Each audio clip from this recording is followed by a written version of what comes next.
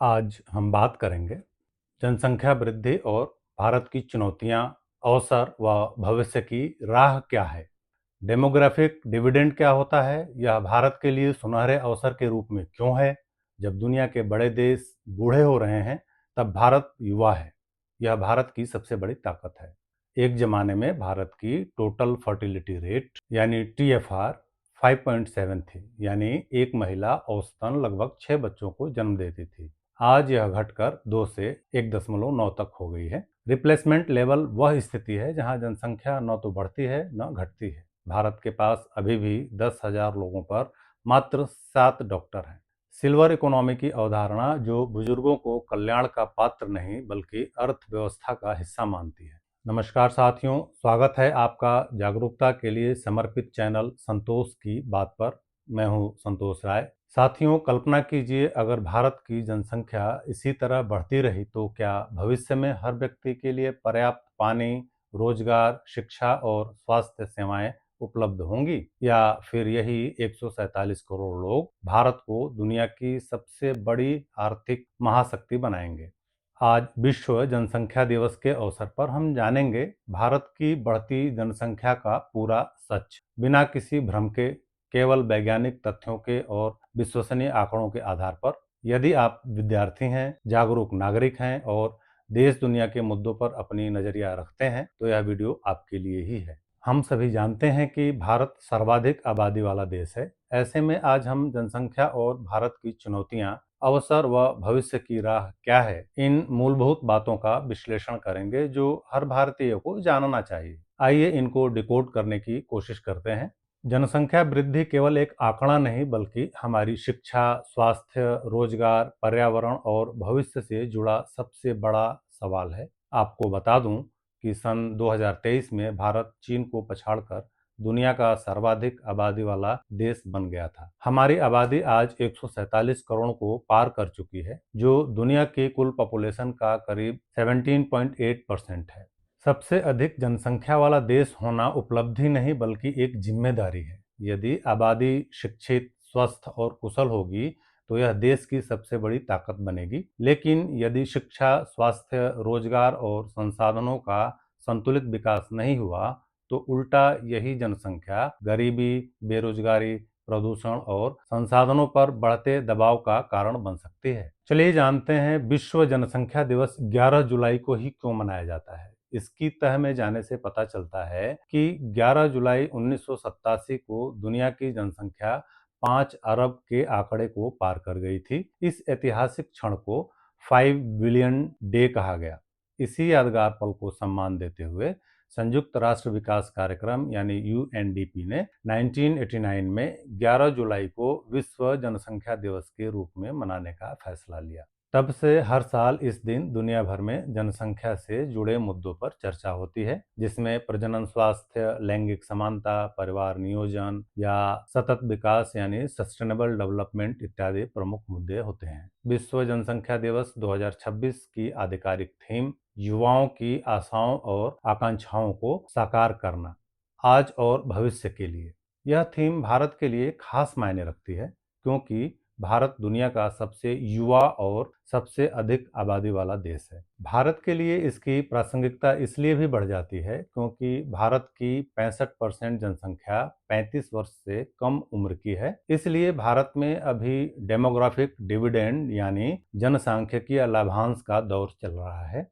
आइए कुछ महत्वपूर्ण आंकड़ों पर नजर डालते हैं जो भारत की जनसंख्या की चौंकाने वाली तस्वीर सामने रखती है।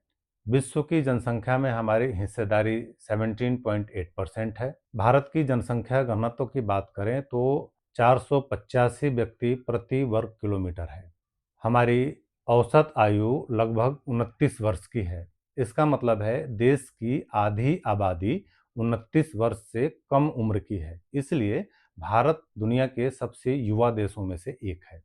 शहरी जनसंख्या की बात करें तो 37.6% है। 0 to 14 ईयर्स आयु वर्ग की बात करें तो 24.2% की आबादी 0 से 14 वर्ष की आयु वर्ग की है। कामकाजी आयु वर्ग यानी 15 से 64 वर्ष की आयु के लोग 68.4% है। हमारे देश की प्रजनन दर यानी TFR 2 से लेकर 1.9 तक है। प्रतिदिन जन्म लेने वाले बच्चों की बात करें तो लगभग 52,000 बच्चे प्रतिदिन जन्म लेते हैं। यदि हम जनसंख्या वृद्धि को केंद्र में रखकर 1966 से 2025-26 तक के सफर पर नजर डालें, तो प्रजनन दर में क्रांतिकारी बदलाव देखने को मिल रहा है। जहां 1966 में भारत की कुल प्रजनन दर यानी TFR 5.7 थी, यानी एक महिला औसतन लगभग 6 बच्चों को जन्म देती थी। आज यह घटकर 2 से 1.9 तक हो गई है, जो प्रतिस्थापन दर यानी रिप्लेसमेंट लेवल 2.1 से भी नीचे आ चुकी है। रिप्लेसमेंट लेवल को सरल शब्दों में समझें तो यह लेवल वह स्थिति है जहां जनसंख्या न बढ़ती है और न घटती है, अर्थात स्थिर हो जाती है। संतोष की बात यह है कि यह बदलाव दिखाता है कि दशकों की परिवार नियोजन नीतियां, बढ़ती शिक्षा और बदलती सोच ने कितना असर डाला है। लेकिन जब हम राज्यवार यानी स्टेट बाय स्टेट देखते हैं तो असमानता मिलती है, जो एक बहुत बड़ी चुनौती है। भारत में जनसंख्या वृद्धि एक समान नहीं है। जहां केरल, तमिलनाडु, आंध्र प्रदेश जैसे दक्षिणी राज्यों में TFR 1.5 से 1.7 तक आ गई है, वहीं बिहार और उत्तर प्रदेश में यह अभी भी 2.9 से 3 के आसपास है। यह असमानता संसाधनों की कमी, शिक्षा और स्वास्थ्य सेवाओं की लचर स्थिति को दर्शाती है। उदाहरण के लिए बिहार में 2011 की जनगणना के अनुसार साक्षरता दर 63.8% थी, जबकि केरल में 94% थी। यह सीधे प्रजनन दर से जुड़ा हुआ है और स्पष्ट करता है कि जहां शिक्षा अधिक है, वहां परिवार छोटा है। जनसंख्या से जुड़ी चुनौतियों और समस्याओं को नजरअंदाज नहीं किया जा सकता, जैसे रोजगार का संकट, स्वास्थ्य सेवाओं पर दबाव, गुणवत्तापूर्ण शिक्षा की कमी, पर्यावरण और संसाधनों का दोहन प्रमुख है। रोजगार की चुनौती की बात करें तो भारत में हर साल करीब 1 करोड़ युवा रोजगार बाजार में प्रवेश करते हैं, लेकिन इतनी नौकरियां नहीं बन पाती। 2024-25 के आंकड़ों के अनुसार शिक्षित युवाओं में बेरोजगारी दर 15 से 18% तक पहुंच गई है। उदाहरण स्वरूप आप 2022 में उत्तर प्रदेश पुलिस कांस्टेबल की 60,000 पदों के लिए 47 लाख लोगों का आवेदन याद कर सकते हैं। यह रोजगार संकट की गंभीर तस्वीर है। जब हम स्वास्थ्य सेवाओं की चुनौतियों की बात करते हैं तो भारत में 10,000 लोगों पर 7 डॉक्टर हैं, जबकि WHO मानक 10,000 लोगों पर 10 डॉक्टर होने की बात करता है। ग्रामीण इलाकों में तो यह स्थिति और भी गंभीर है। कोविड-19 महामारी के दौरान भारत में ऑक्सीजन और अस्पताल के बेड की भारी किल्लत हो गई थी। यह जनसंख्या दबाव में कमजोर स्वास्थ्य ढांचे का नतीजा था। जनसंख्या के अनुपात में शिक्षा की गुणवत्ता बनाए रखना बेहद चुनौतीपूर्ण होता है। 2021 की annual status of education report के अनुसार कक्षा 5 के 50% से अधिक बच्चे सरल हिंदी पाठ नहीं पढ़ सकते थे। हालांकि पढ़ाई लिखाई की इस स्थिति के लिए और भी कारक जिम्मेदार हैं, लेकिन मोटे तौर पर जनसंख्या अधिक होने से स्कूलों में छात्र शिक्षक अनुपात बिगड़ता है, जो शिक्षा की गुणवत्ता को प्रभावित करता है। बढ़ती आबादी की चुनौती पर्यावरण और संसाधनों के अधिकतम दोहन पर भी आती है। भारत दुनिया का तीसरा सबसे बड़ा कार्बन उत्सर्जक है। बढ़ती जनसंख्या का मतलब है अधिक बिजली, अधिक पानी, अधिक भोजन और अधिक भूमि की जरूरत होती है। भूजल संकट इसका ज्वलंत प्रमाण है। भारत के 70% जिलों में भूजल का स्तर तेजी से गिर रहा है। पंजाब, राजस्थान और हरियाणा जैसे राज्यों में तो भूजल का अत्यधिक दोहन हो रहा है, क्योंकि प्राकृतिक जल संसाधनों की कमी होती जा रही है। जनसंख्या वृद्धि के कारण शहरों पर भी दबाव बढ़ जाता है। भारत की शहरी जनसंख्या 2050 तक 80 करोड़ से अधिक होने का अनुमान है। मुंबई, दिल्ली, बेंगलुरु जैसे शहरों में तो पहले से ही जनसंख्या वृद्धि के कारण झुग्गी झोपड़ियां, ट्रैफिक जाम, प्रदूषण और पानी की किल्लत एक बड़ी समस्या बन चुकी है।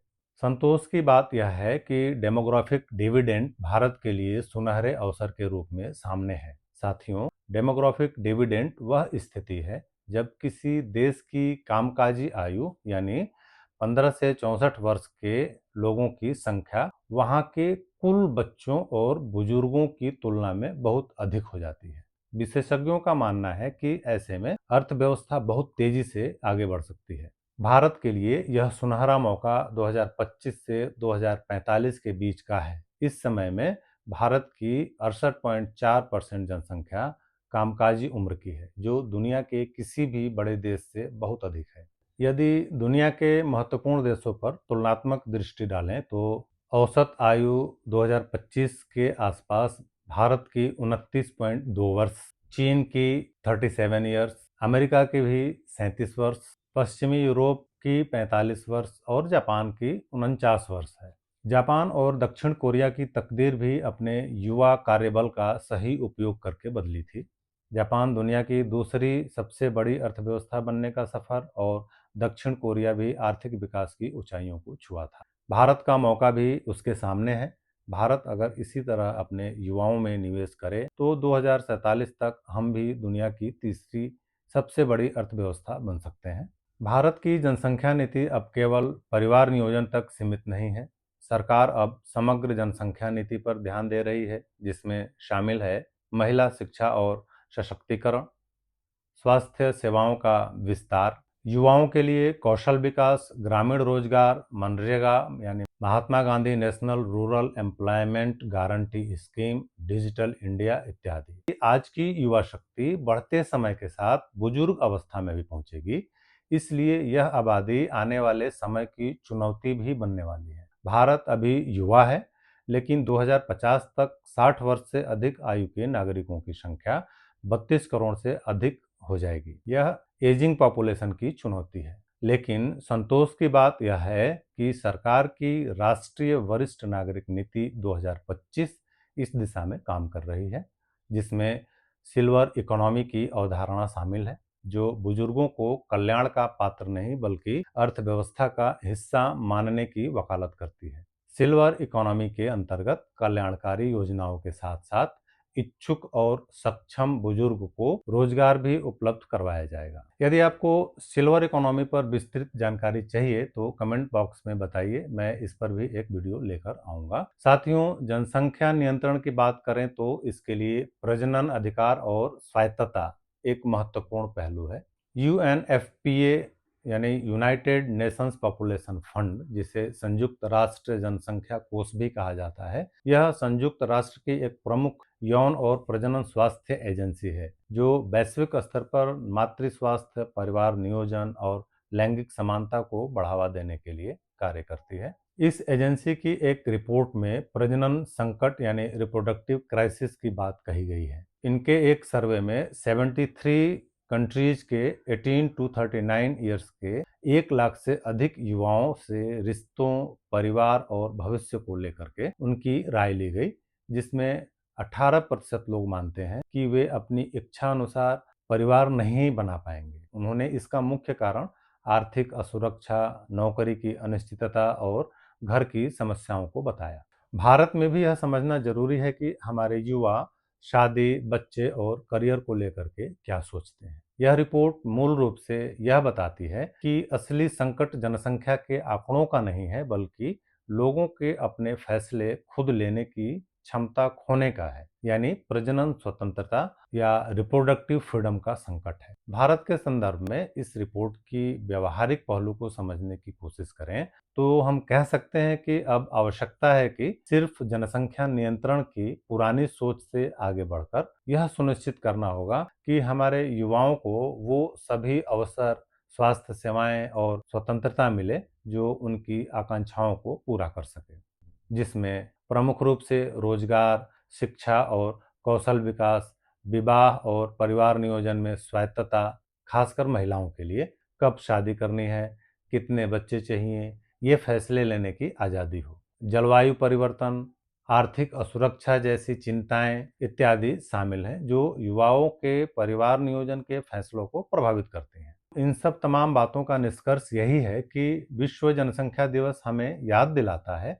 कि जनसंख्या केवल एक समस्या नहीं है, बल्कि यह एक जिम्मेदारी भी है और एक अवसर भी है। तो आइए हम 147 करोड़ भारतीय अपने सपनों को पूरा करने के लिए जिम्मेदारी पूर्वक समस्त अवसरों में सही निर्णय लेते हुए विकसित भारत के लक्ष्य को साकार करने की पहल करें।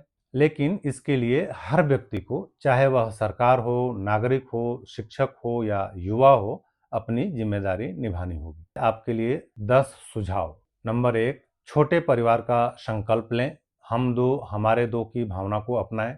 नंबर 2, बेटियों को पढ़ाएं, हर पढ़ी लिखी बेटी एक सशक्त भारत की नींव है। नंबर 3, सरकारी योजनाओं की जानकारी रखें, जैसे आयुष्मान भारत, पीएम कौशल विकास आदि का लाभ उठाएं। नंबर 4, कौशल विकास पर ध्यान दें, जैसे एआई, वोकेशनल स्किल्स, कोडिंग इत्यादि सीखें। नंबर 5, उद्यमिता यानी एंटरप्रेन्योरशिप को चुनें। नौकरी मांगने वाला नहीं, बल्कि नौकरी देने वाला बने। नंबर 6, पर्यावरण के प्रति जागरूक रहें, कम कार्बन फुटप्रिंट्स छोड़ें। नंबर 7, लिंग भेद खत्म करें, बेटा बेटी एक समान, इसको स्वीकार करें।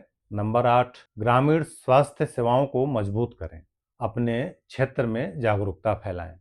नंबर 9, जनगणना में भागीदारी करें, क्योंकि सटीक आंकड़ों से ही बेहतर नीतियां बनती हैं। और अंत में नंबर 10, शिक्षा को प्राथमिकता दें। शिक्षा से ही शिक्षित परिवार, शिक्षित भारत और समृद्ध भारत का निर्माण हो सकता है। महात्मा गांधी जी ने कहा था, भारत का भविष्य उसके गांवों में है। आज हम संतोष की बात में इसे बदल कर कह सकते हैं, भारत का भविष्य उसके युवाओं में है। इस विश्व जनसंख्या दिवस पर हम सबका एक ही संकल्प हो, भारत को सबसे अधिक आबादी वाला देश के साथ ही सबसे अधिक सशक्त और समृद्ध देश बनाएं। याद रखिए, जनसंख्या बोझ नहीं, सही नीति, शिक्षा और हमारे सार्थक प्रयास से यह भारत की सबसे बड़ी ताकत बन सकती है। धन्यवाद। मिलते हैं अगली वीडियो में एक नए विषय के साथ। तब तक जागरूक बनें, स्वस्थ रहें, सुरक्षित रहें और अपना बहुत बहुत ख्याल रखें, क्योंकि जीवन अनमोल है।